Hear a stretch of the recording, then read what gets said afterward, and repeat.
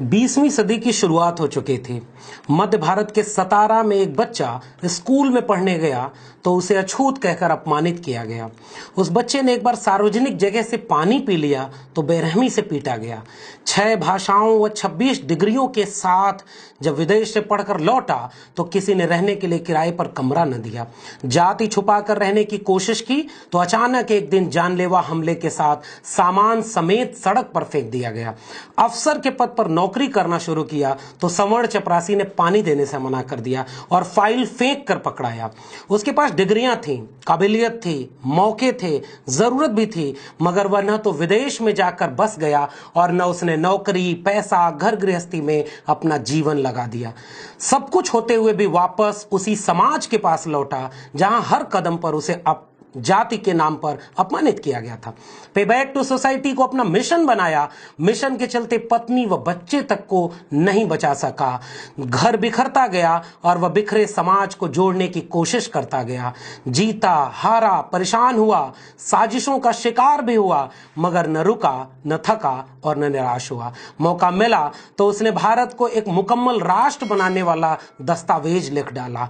ताउम्र जो अन्याय व गैर बराबरी का शिकार हुआ, उसने हर तबके के लिए न्याय व समानता लिखी। उसके जाने के बाद उसे दफन करने की अनवरत कोशिशें की गईं। उसकी लिखी हुई किताबें गुम कर दी गईं, मगर वह वापस लौटा। जन्म के 100 साल बाद और मरने के 33 साल बाद उसे भारत रत्न मिला। उसकी किताबें छपीं, उसे पढ़ा व जिया गया।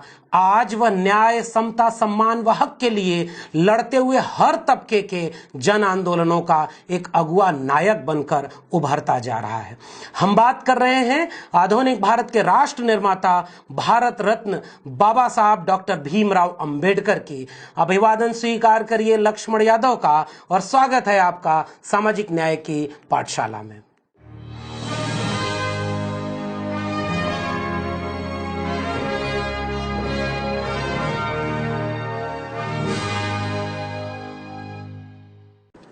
डॉक्टर अंबेडकर, यह नाम सुनते ही आपके जहन में सबसे पहले कौन सी छवि उभरती है?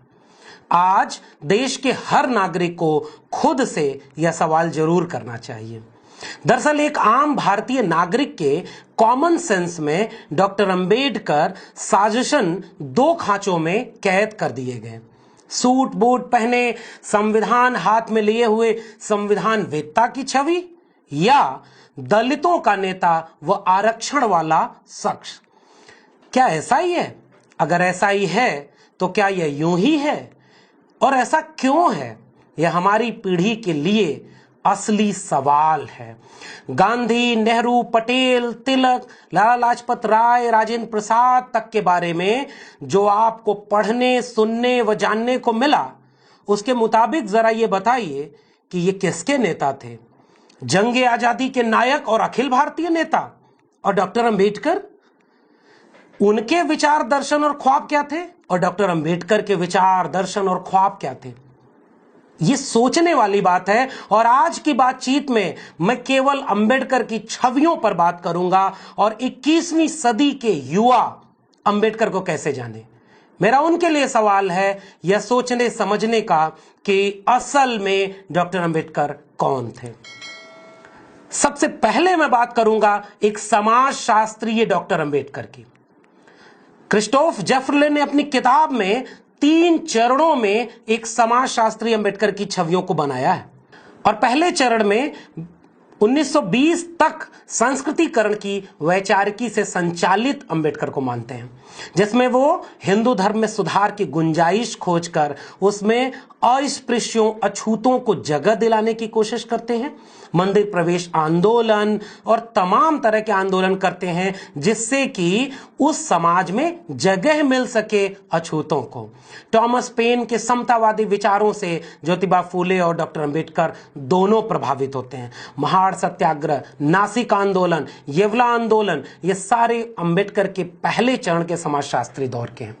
समाजशास्त्री अंबेडकर का दूसरा चरण हिंदू धर्म में सुधारवादी सोच को पूरी तरह त्याग कर हिंदू धर्म और उसके सभी सांस्कृतिक प्रतिष्ठानों की तार्किक आलोचना व नकार के साथ देश चलाने वाले सत्ता संस्थानों में अछूतों के लिए शिक्षा व राजनीति में प्रतिनिधित्व का सवाल उठाने से जुड़ता है।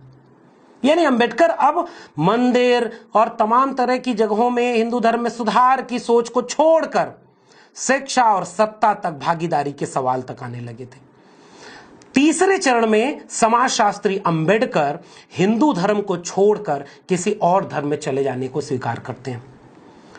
यहां एक बात सोचने की है, उसी दौर का जब इतिहास लिखा गया तो गोविंद सदाशिव घुर्ये उनको जाति पर काम करने वाला पहला मानव शास्त्री कह दिया गया, जबकि उनका काम 1932 का है और अंबेडकर 1920 से ही जाति के खिलाफ लिखना शुरू कर चुके थे। Caste in India and their mechanism, genesis and development, यह लेख 1917 का है और एनिहिलेशन ऑफ कास्ट 1936 की। एक समाजशास्त्री अंबेडकर को पहला समाजशास्त्री माना जाने की बजाय एमएस श्रीनिवास और लुई ड्यूमा जैसे समाजशास्त्रियों को, मानव शास्त्रियों को आगे तवज्जो दी गई और डॉक्टर अंबेडकर को खारिज किया गया या दोयम दर्जे का समाजशास्त्री माना गया।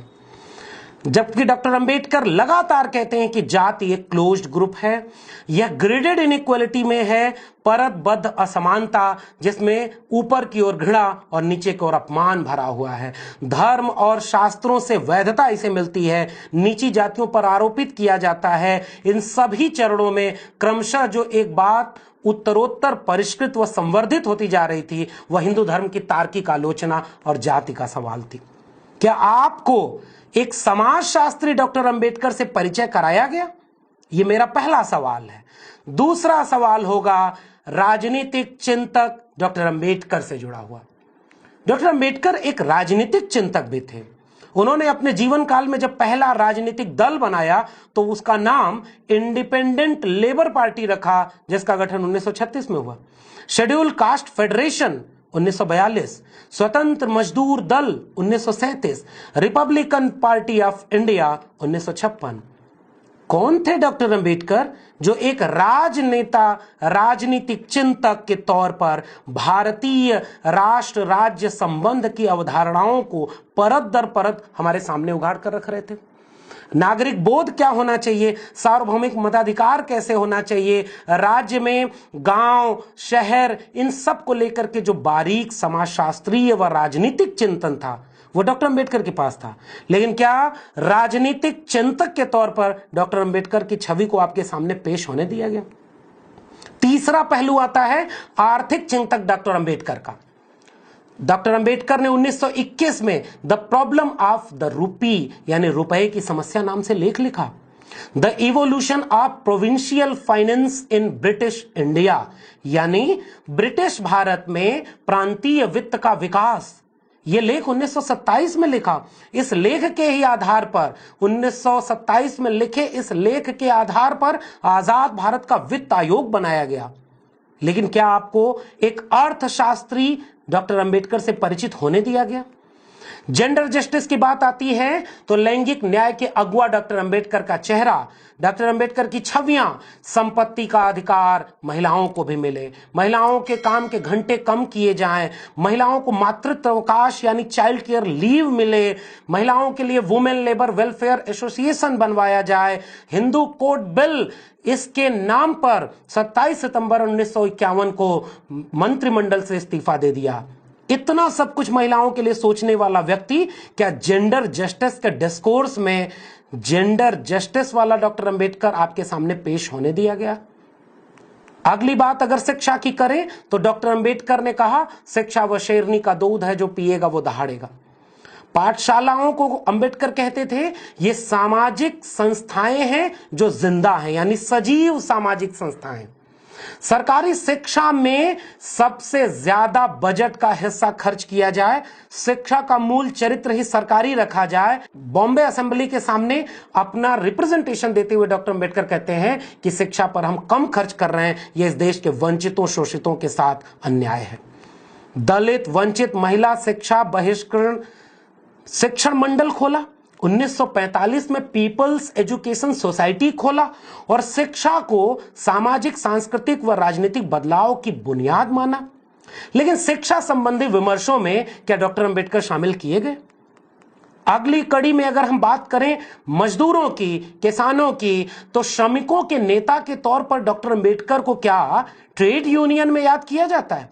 काम के घंटे घटाकर 8 घंटे करने हो, मानवीय सुविधाओं और गरिमा के साथ एक मजदूर को काम करने का मौका मिले, इसका सवाल उठाना हो, वेतन भत्ता, ग्रेड पे, ग्रेचुइटी, तमाम मसलों पर मजदूरों को हक दिलाना हो, लेबर प्रोटेक्शन एक्ट की बात हो या लेबर वेलफेयर एसोसिएशन की बात हो, एम्प्लॉयमेंट एक्सचेंज की बात हो या सैद्धांतिक तौर पर इस विमर्श को खड़ा करना हो कि भारत में श्रम का ही नहीं श्रमिकों का भी विभाजन है, क्या डॉक्टर अंबेडकर श्रमिकों के अगुआ दार्शनिक चिंतक के बतौर आपको जानने दिया गया? ये मेरा सवाल है आज की पाठशाला में। अगर आगे बात करें तो पत्रकार अंबेडकर से क्या आपको परिचित होने दिया गया? मूक नायक, बहिष्कृत भारत, समता, जनता और प्रबुद्ध भारत, इस तरह के अखबारों को निकालने वाला डॉक्टर अंबेडकर, जिसने ये वाक्य कहा था कि अछूतों का कोई अखबार नहीं होता, बावजूद इसके इन सारी छवियों की बजाय डॉक्टर अंबेडकर को आज भी एक बड़े तबके में दलितों का नेता, आरक्षण वाला शख्स या इस तरह की तमाम चीजों को लेकर के जाना और समझाया गया। ये पाठशाला आपके सामने ये सवाल लेकर आई है कि क्यों आपको अंबेडकर को पूरा नहीं जानने दिया गया? क्या वाकई हम एक कृतज्ञ राष्ट्र हैं? क्या हमें अंबेडकर की इन बातों को अपनी पीढ़ियों को बताया, पढ़ाया या जानने दिया जाना नहीं चाहिए था? जंग आजादी का ऐतिहासिक सफर पूरा करके भारत जब एक देश बनने के मुहाने पर खड़ा था, राष्ट्र बनने की प्रक्रिया शुरू कर रहा था, एक नया भारत बनाने का मौका दरवाजे पर खड़ा था, नए भारत की नई जमीन कौन सी होगी, उसकी अगुवाई में, किसकी अगुवाई में उसे रचा जाए, जब यह सवाल सामने खड़ा था तो इस जमीन को रचने की जिम्मेदारी दी जाती है एक डिप्रेस्ड, ऑप्रेस्ड, अछूत, दलित, शूद्र व्यक्ति को। यह कोई एहसान नहीं था, बल्कि ये एक किस्म की मजबूरी थी, क्योंकि उस वक्त डॉक्टर अंबेडकर से ज्यादा काबिल, डिग्रीधारी व सक्षम कोई और भारतीय नहीं था। डॉक्टर अंबेडकर को मौका मिला तो उन्होंने भारत का संविधान लिखा, उन्हें मौका मिला तो उन्होंने मनुस्मृति लिख दी। एक दलित, शूद्र, अछूत को मौका मिला तो उसने सबको सबके हिस्से का न्याय व समानता लिख दिया। बस इतना सा ही तो फर्क है। आज डॉक्टर अंबेडकर होते तो संवैधानिक पंथ निरपेक्ष राज्य के विनाश होता देख और हिंदू राष्ट्र बनाने की कोशिशों को अपने सामने घटता हुआ देखकर अपनी किताब पाकिस्तान और द पार्टीशन ऑफ इंडिया के इस वाकये को और कड़े वाक्यों में लिखते कि अगर हिंदू राष्ट्र हकीकत बनता है तब वो इस मुल्क के लिए सबसे बड़ा अभिशाप होगा। हिंदू कुछ भी कहें, हिंदू धर्म स्वतंत्रता, समानता व बंधुत्व के लिए खतरा है। इस आधार पर वह लोकतंत्र के साथ मेल ही नहीं खाता। हिंदू राज को किसी भी कीमत पर रोका जाना चाहिए, क्योंकि हिंदू जीवन संहिता पूरी तरह स्वतंत्रता, समता व बंधुत्व का विरोधी है। आज डॉक्टर अंबेडकर होते तो समझाते कि हिंदू राष्ट्र केवल मुसलमानों का विरोधी नहीं है, वह हिंदुओं के लिए ज्यादा खतरनाक है। हिंदू राष्ट्र दलितों, आदिवासियों, पिछड़ों और महिलाओं के खिलाफ है। जातिवादी असमानता हिंदुत्व का प्राण तत्व है। हिंदुत्व और लोकतंत्र दो विरोधी छोर हैं।